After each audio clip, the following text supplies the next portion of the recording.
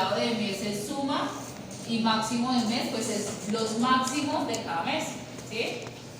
Vea este valor de dónde viene esa tabla de atrás, este valor viene de la tabla de atrás, este valor viene de la tabla de atrás. Igual que este, igual que este, igual que este. Primero trabajé los datos y luego hago mis tablitas. Y estas tablitas sí van. ¿Cuál tabla es la que no va? Esta. Es un desorden, ¿cierto? De datos, ¿cierto? Ya. Listo. Y luego gráfico, ya les expliqué esta de lluvia. Luego va acumulado del mes. Lo mismo que gráfico. Precipitación acumulada por año. ¿Cuál es? La de esta columna donde sumo el año. Esa yo la necesito para definir clima. Ese dato yo lo necesito. ¿De acuerdo? Y aquí para abajo yo tengo máxima, promedio y mínima. Máxima de enero, promedio de precipitación y la mínima. Y con eso gráfico máximos, promedios y mínimos por mes. Estas van en línea y estas de los años van en barras. Lo mismo hago para la máxima. Para mí la máxima es muy importante porque esa la necesito para construir mi IDF, mi curva de intensidad, duración, frecuencia, ¿sí? Entonces ese dato debe quedar también ahí registrado y acá lo que hago es pues sacar mi máxima del año y abajo pues lo mismo. Máxima del mes de enero, promedio del mes de enero y mínimo del mes de enero para toda la serie. ¿De acuerdo? De nuevo, barras y de nuevo gráfica lineal con los promedios, la mínima y la máxima. ¿Entendido? No. No lo creo.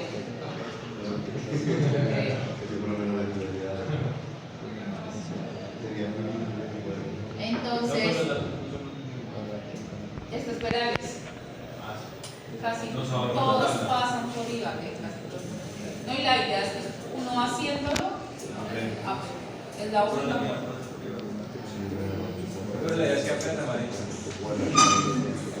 No le estoy enseñando nada diferente a lo que los ingenieros constructores tienen que presentar. Ojalá a mí me hubieran enseñado lo que les estoy enseñando. A mí me explicaron una cosa en hidrología, qué es un fluvión, qué es una cuenca, qué es explicarnos. Se tocaba memorizarse, que uno, pues sí, uno se lo aprende muy bien, pero pues es otra cosa, ¿sí? Y a mí eso era lo que me explicaban. Entonces la figura es enero, febrero, marzo, abril, mayo, ¿cierto? Los valores que ustedes tienen de la máxima, ¿sí? ¿Por qué le ponen evapotranspiración? Porque acá yo calculé evapotranspiración, aquí abajito. Yo necesito el valor de la temperatura para calcular evapotranspiración, ¿sí? Por la ecuación. Entonces, primero calculan temperatura y luego calculan evapotranspiración. La ecuación de evapotranspiración tiene temperatura. Trabajo con la temperatura media, ¿sí? Lo voy a mostrar. De temperatura que tengo, lo mismo. La temperatura máxima del mes de enero, febrero, marzo. La temperatura promedio del mes de enero, febrero, marzo, en fin. Y la temperatura mínima del mes de enero, febrero, marzo. Y luego gráfico, la máxima, la media y la mínima. ¿Listo? Que son las gráficas que vimos ahorita. Y cuando yo trabajo evapotranspiración, lo que me dice es K, que es el factor de corrección mensual, que depende de la latitud. ¿Cuál es la latitud? La que aparece en la estación. En la estación dice cuál es la latitud. Entonces, dependiendo de ese valor de latitud, ustedes se paran en esta tabla, miran su latitud para enero, para febrero, para marzo. Sí, ya están en el campo. Entonces, mira el valor de la latitud para cada uno de los meses y calcula 10 por temperatura, esta es la temperatura media mensual, o sea, del mes de enero, ¿sí? La media del mes de enero, o sea, no voy a trabajar con los valores máximos, sino con los valores promedio.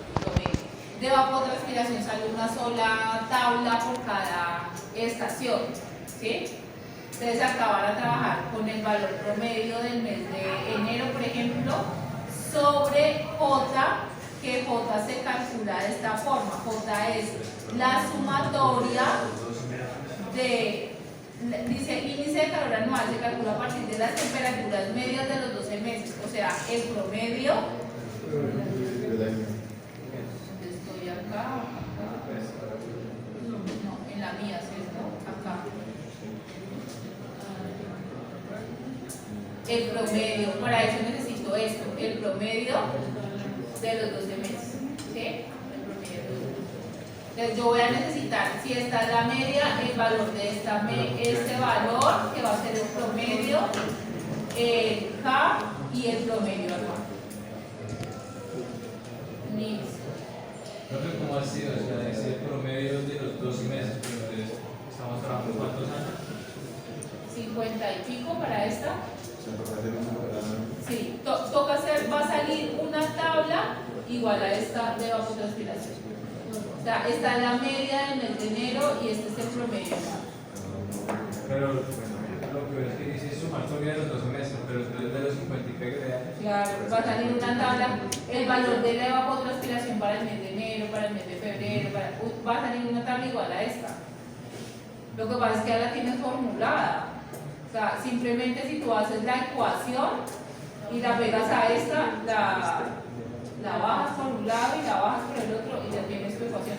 ¿Qué es lo difícil? Formular la primera ecuación y luego lo que haces es correr. Ajá. Enlazando la temperatura media. Claro, porque sí. Sí, no la pueden digitar porque ahí, por eso es que lo hacemos en Excel, ¿cierto? Arrastras, coges tu temperatura, la amarras y tu precipitación promedio también. Esta sí con F4, porque siempre la vas a necesitar, que no se corra, ¿cierto? Sobre todo para estos datos. ¿Sí?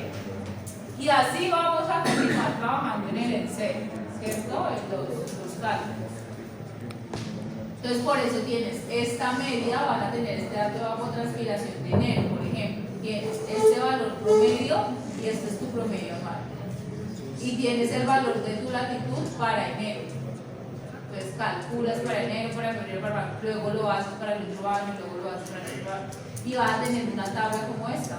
Y vas a sacar de nuevo esta gráfica de promedio anual y estas gráficas de evapotranspiración también, máximamente promedio y ¿sí? Con esta ecuación. Bueno, luego calculan A.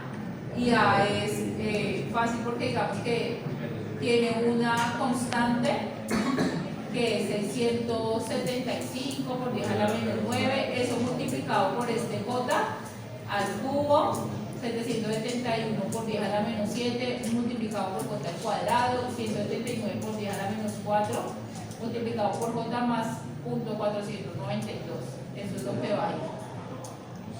Pues eso hay que formularlo en el Excel, es esto. 671 por 10 a la menos 9, 771 por 10 a la menos 7, ¿sí? Y con eso calculo pues el valor de A, ¿sí? En Excel. Listo. Entonces ahí ya tenemos temperatura, evapotranspiración y precipitación, ¿cierto?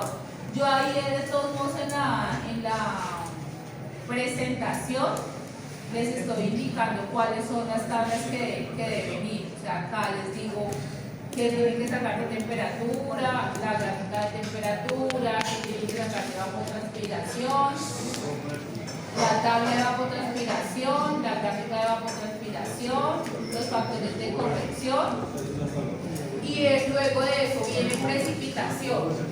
Acuérdense que precipitación va en el marco teórico.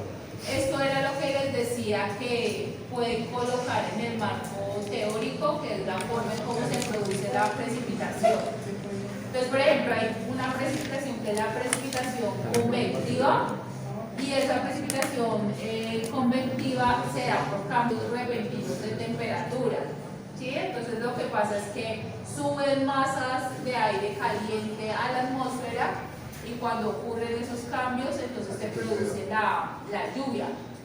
Digamos que la precipitación es un efecto climatológico mundial y depende sobre todo de la temperatura del mar, ¿de acuerdo? Entonces digamos que es una forma en que se genera la precipitación. La otra es la orográfica.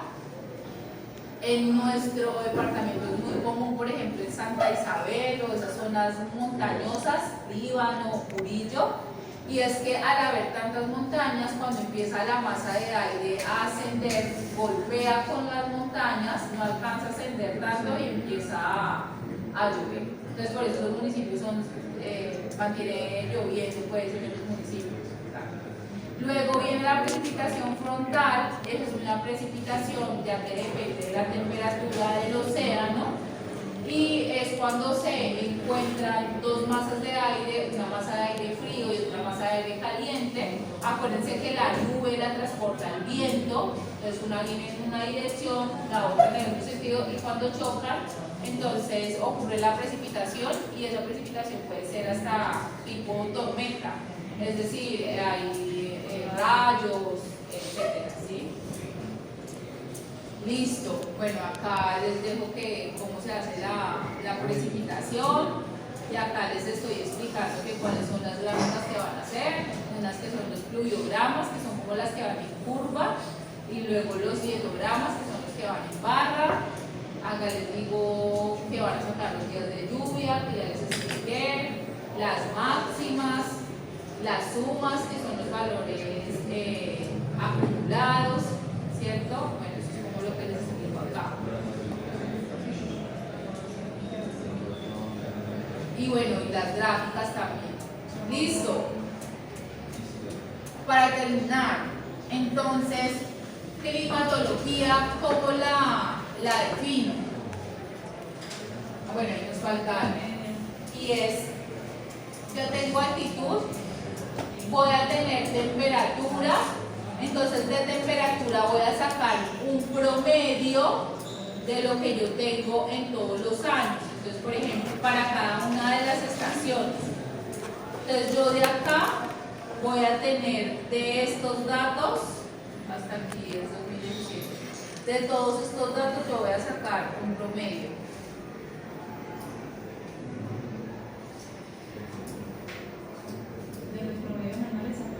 Saco el promedio de la temperatura, ¿sí? Como tengo tres datos de las tres estaciones, entonces voy a sacar el promedio de temperatura para las tres estaciones, ¿sí? Listo. Luego voy a coger la acumulada, ¿cierto?, de precipitación y voy a sacar un promedio de la intensidad de precipitación anual para esta estación. Voy a sacar lo mismo, creo que este es promedio. Igual. Promedio. Este es el dato acumulado de esta estación, fue 1579.1. Esos son los valores que tienen que dar anuales, ¿sí? No puede dar intensidad de precipitación anual 214.000 milímetros de lluvia. No, algo está mal, algo anda mal. Diario sí puede dar hasta 100 y pico, 150 diario, ¿de acuerdo? Mensual, entonces piensen en que los valores tienen que ser 300, 500, ¿sí? Esos valores. Pueden haber otros más pequeñitos, 80, cuando llueve un poquito, ¿cierto? Entonces tengo este valor, pero acá yo no voy a promediar, ¿sí? Yo acá no voy a promediar. Yo acá lo que voy a hacer, si hay un método que es promediar, pero es muy inexacto. Entonces vamos a desarrollar no el método del promedio aritmético, sino el método de los polígonos de Dixon, ¿sí? Entonces yo tengo una estación en la parte alta, una estación en la parte media, puede estar adentro, ¿no? También una estación en la parte media y puedo tener una estación en la parte baja. Entonces tengo acá esta estación, acá en la parte baja. Si estuvieran dentro de la cuenca sería ideal, pero no va a pasar, ¿cierto? Estarían muy de buenas. Es difícil, ¿cierto? Sobre todo en nuestras condiciones. Entonces tengo esas tres. Ahora lo que voy a hacer es unirlas por una línea recta. Esto no es tan recto, pero por una línea recta. Y luego de eso voy a marcar la bisectriz de esa línea recta. Eso pudo haber estado más ampliado, puede estar por acá. Lo que yo tengo que hacer, o sea, el método es unir con líneas rectas las estaciones, ¿de acuerdo? Y luego voy a marcar la bisectriz, es decir, voy a dividir esta línea en dos partes iguales. Entonces digamos que por acá, ¿cierto? Voy a decir el otro es por acá y de esta es por acá, ¿cierto? Y luego de eso, entonces yo voy a unir esas líneas, ¿cierto? Voy a unir esas líneas. Voy a unir esta línea, voy a unir esta línea y esta línea. ¿Con qué? Con el parteaguas, ¿cierto? Limita con el parteaguas. Al unir esas líneas, yo ya estoy diciendo, esta estación es la referencia para esta área. Esta estación es la referencia para esta área. Esta estación es la referencia para esta área. Y esta estación es la referencia para toda esta área. Entonces, ¿qué tengo que sacar? Precipitación promedio anual, que es el valor que acabé de sacar, ¿cierto? Por, esta es la estación 1, por ejemplo, por el área 1, que es este pedacito que tengo acá. Ahora, la estación 2, por el área 2, que es esta área que tengo acá. Entonces, más la precipitación promedio por el área 2, esta es de la estación 2, más la precipitación promedio de la estación 3 por el área 3, que sería este pedacito de área que yo tengo acá. ¿Cierto? Eso para sacar la precipitación promedio sobre el área total. O sea, es como ponderar, ¿de acuerdo? Esto es ponderar. El área total. Esto es ponderar.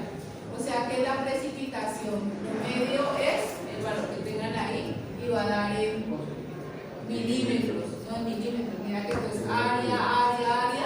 O sea, esto es milímetros por kilómetro cuadrado sobre el área que es en kilómetro cuadrado, o sea, los kilómetros cuadrados. Entonces esto va a dar el milímetro, ¿cierto? ¿Esto es milímetro qué? No, porque acuérdense que esta precipitación es la que hay por año, ¿cierto?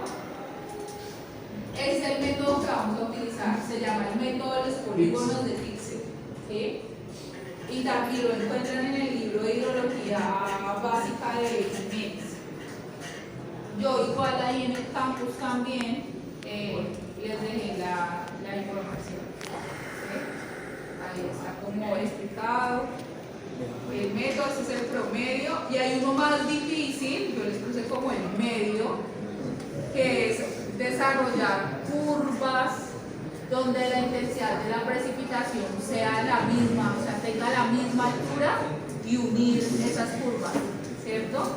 Y lo que se hace es sacar el área entre esas curvas que tienen la misma altura de precipitación y coger estas dos intensidades de precipitación, dividirlas en dos y multiplicar por esta área, por esta área, por esta área. Es lo que hay acá. Si quieren hacer ese, de todos modos ahí se los dejo en la presentación.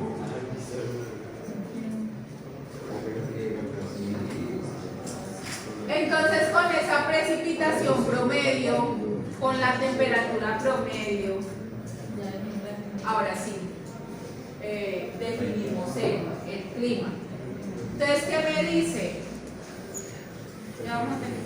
¿Qué me dice? Rango de altura, entonces me dice de 0 a 1000, de 1000 a 2000, de 2000 a 3000, de 3200 a 3700. Me dice cálido, templado, frío o páramo, ¿sí? Y me dice la temperatura. ¿Cuál es la temperatura que yo tengo ahí? La promedio que acabé de sacar por cada uno de los años. ¿Cuál es la altitud que tengo ahí? La altitud media que saqué de la curva isométrica, ¿de acuerdo? Y con eso yo ya tengo si mi piso térmico es cálido, templado o frío. O sea, de ahí tengo que sacar un dato, o páramo, exacto. De ahí saco un dato, ¿de acuerdo? Esa es una. Ese es el método de Caldas, pero nosotros utilizamos el método de Caldas-Lang.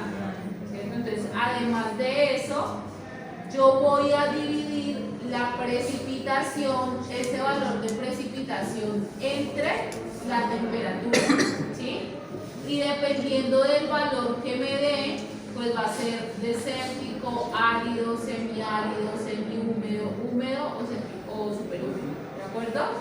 Entonces, escoger la precipitación y dividirla en la temperatura, y dependiendo del valor, defino si es desértico, árido, semiárido, semihúmedo. La temperatura que sacamos, señora. Y ya con eso me busco acá y defino el símbolo. Exacto, por ejemplo, esto es cálido superhúmedo.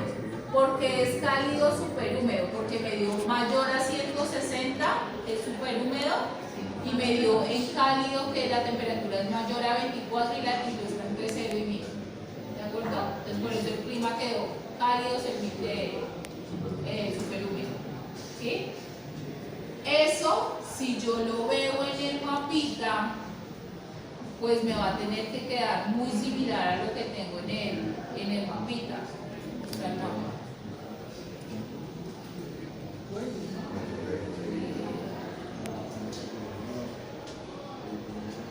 Entonces, claro, cuando yo me paro acá, me dice dónde está cálido, árido, cálido semihúmedo, claro, semiárido. Entonces, claro, si su cuenca está por acá, pues le va a tener que dar algo muy parecido a lo que usted tiene acá, este resultado, ¿sí? Entonces, yo generalmente esto lo cierro entre un círculo y digo cuál es, ¿cierto? Eso es lo que sale de idea. Esto es lo que sale en vida. Eso es lo que tienen que buscar, ¿sí?